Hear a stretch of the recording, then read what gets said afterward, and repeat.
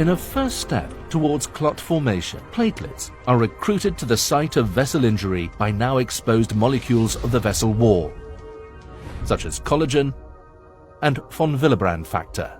This factor mediates the linking of platelets to collagen via a specific receptor in the platelet membrane. The resulting change of shape of the platelet from its resting state into the dendritic form indicates activation.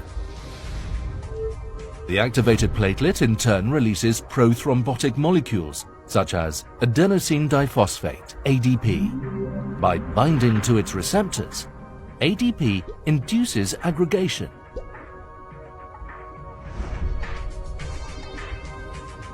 And recruits further platelets to the site. Thromboxane is another important mediator of platelet activation and aggregation. Under its influence, the platelets cross-link with each other.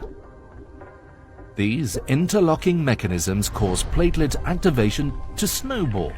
The clot grows rapidly. Activated platelets also trigger the coagulation cascade and thus the formation of thrombin. Thrombin, in turn, stimulates platelet activation even further, a continuous feedback loop. Additionally, thrombin induces the formation of fibrin for the mesh stabilizing the clot.